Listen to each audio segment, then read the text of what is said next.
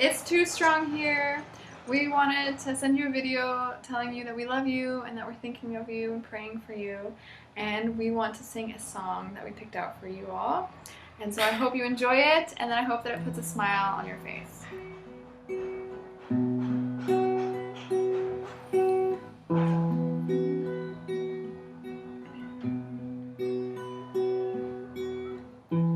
Draw near to me, for I have drawn near to you. Pull on the strings of my heart, for I long to respond to you. All my love is for you. All my love is yours. All my love is for you. All my love is yours. Draw near to me, for I have drawn near to you. Pull on the strings of my heart, for I long to respond to you. All my love is for you. All my love is yours. All my love is for you. All my love is yours. I've made a place for you here, so come on, come on.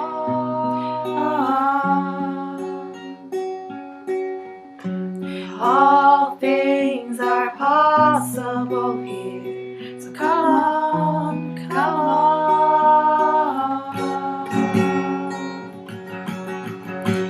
I've made a place for you here, so come on, come on.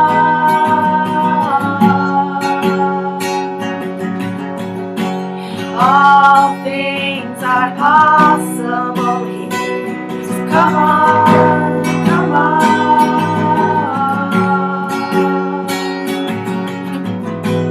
All my love is for you. All my love is yours. All my love is for you. All my love is yours.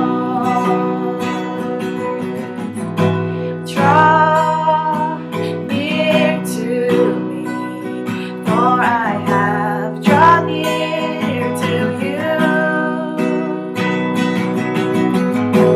Pull on the strings of my heart, for I long to respond to you. All my love is for you. All my love is yours. All my love is for you. All my love is yours. All my love is for you. All my love is yours. All my love is for you. All my love is yours.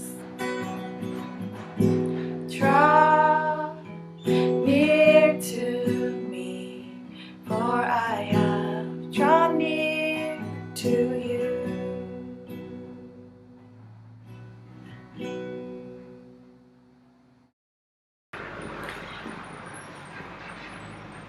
And we want to share some encouraging words for each of you along with the song. So first, for Debbie, do you remember the song that you started writing with me in Shanako? I was just looking at it and thought it will be encouraging for you, so I'm just going to read what you wrote. When I come to my end, when I reach my extent, there you meet me. My hope in all else will fade. Your light dawns brighter each day. You carry me with your strength. And for Beth, the verse that you wanted to get tattooed on you, Romans 12:12, right? It says, be joyful in hope, patient in affliction, and faithful in prayer. And I just pray that over you and hope that encourages you and just reminds you to always be filled with joy, and even in affliction, to endure and know that He knows what He's doing. God knows what He's doing, and to always be in prayer. And for Joy, you told me before about YFC, and you guys do like his story, your story, or my story and your story, and I was just reminded of that again, and how like right now this is your story, but to see how it's also his story and how it aligns with his stories in the Word or in just what he has for you there, if that makes sense. That you're not in this alone, but he is also with you. And the verse Ephesians 6:14 through 18 came to mind for you. It's about the armor of God. I hope that encourages you.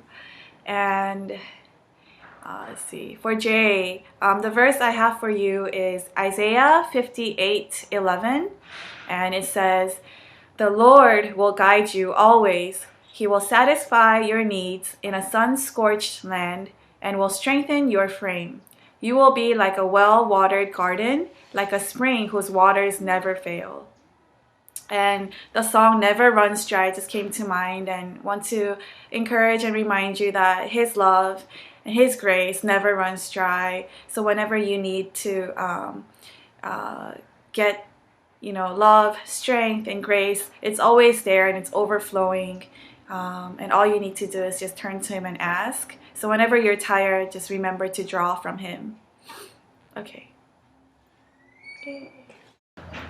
And I got a couple of words for a couple other ones, and I have Baker. What I got from you is when we were singing this song, the part that stood out for you was the all my love is for you and all my love is yours. And what I really felt was that like His love is not only He loves us, so His love is for us, but it's also ours to use. That we want to use His love and not our own love, and that His love is like a deposit box that we can like use and access. And it doesn't matter about our condition of our body, of our mind, or our spirit, that we can always use His love, even when we don't have anything. And so whatever condition that we are in, by using His love, we'll always be able to love. So I felt like that really fit you. And for Jen, I have verse 1 Corinthians 16:13 through 14. Be on your guard, stand firm in the faith, be courageous, be strong, do everything in love. That really stood out to me, as far as a lot of times sometimes as a team leader, you feel like you need to be on defense for your team, like against any attacks of the enemy. And I know that you love your team so much, and that you want to be on the defense for your team. And that enemy can be fear, it can be jealousy, it can be contentment, it could be tiredness, it could be stress, it could be anything, anxiety. But the most important part about fighting for your team, or fighting for yourself, or fighting for anyone else, is that you're doing it and you're fighting and you're standing out of love. And so that love is more powerful than that fear or that tiredness or that stress. And that as we stand firm in that love, it makes being courageous and strong so much easier. And I also felt that like with that, you don't have the pressure to perform about guarding the team from attacks, but the performance that we look on is the loving part, that we don't look to see if you succeeded in protecting your team from attacks or standing firm or guarding, but we look at the love that you did it with as a successful measure, not on the outcome of like what's happening in a scenario. So, you know, if things are going on, it's not bad. We look at the love that was given in that time. So that's what I had for you. And then Aubrey, I was thinking about you and just thinking about you, just your gifts too, and your gifts of perception and of looking in the future. And I know we talked about you looking and seeing a lot of what could go wrong, and then just had like a, oh God, what if like she was able to look and see everything that could possibly go right, all the positives of like future possibilities. Then I was kind of like asking like, oh God, like what would that look like for her to be there and to get there.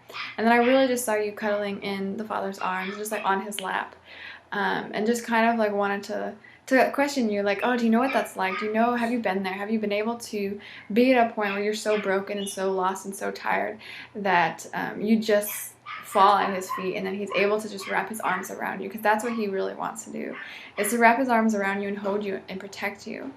And then also, will you let him?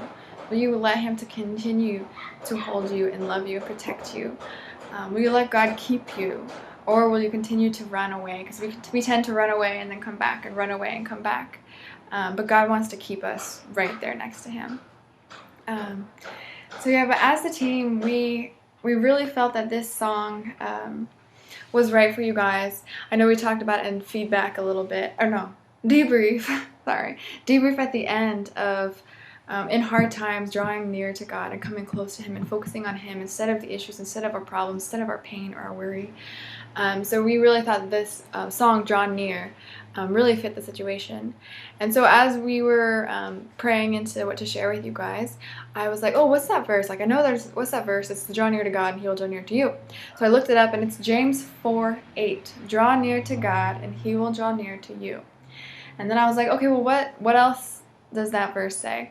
So the actual chunk in the Bible starts at James 4:7, and it says, submit therefore to God, resist the devil and he will flee from you. Draw near to God and he will draw near to you. Cleanse your hands, you sinners, and purify your hearts, you double-minded. Be miserable and mourn and weep. Let your laughter be turned into mourning and your joy into gloom. Humble yourselves in the presence of the Lord, and he will exalt you. So when I read that whole thing, I was like, wow, ouch, that's really, wow, that's really strong, that's really powerful. But then looking at it closely, I think I understand, and I think that's where a lot of us are at all the time. So the first thing, submit yourself to God, resist the devil, and he will flee from you. And then after that, it was draw near to God. So like we talked about debrief, it wasn't resist the devil and then continuing to look over your back and worry about him or feel like he's following you or looking for him. But after that, it's simply draw near to God and he will draw near to you. And then when you're up and close, drawing near to God in that intimate way, he's going to cleanse your hands, because we are all sinners. He's going to purify our hearts, because in the world, we're all double-minded. And then when I was asking, like, God, what about the miserable in the morning and the weeping part? And I felt like he was saying that that's how we get to draw near to him. When we are so exhausted and so tired and so miserable and worn out, that is when we are drawn near to him. And so like it's okay, as far as like he lets our joy turn into gloom so we can go to him and crawl, and that's where we are. So we're at that state when we come into him and draw near to him, like that's the state we're in. And then as we're there, we humble ourselves by drawing near to him. And then it's at that time, after all of that weeping and mourning and drawing near to him and resisting the devil, that's when he exalts us and he picks us up and takes us out of our circumstances, out of the mourning and out of the gloom, and into that joy and that laughter. So this was really meant to encourage you guys, and just to say, like, even if things are tough and things are hard and you guys are tired, just to really just focus on him alone and draw near to him, and try to, in that brokenness, try to see that beauty in that he's drawing you, that he wants you. And also, at the end, he wants to exalt you and lift you up. We love you guys.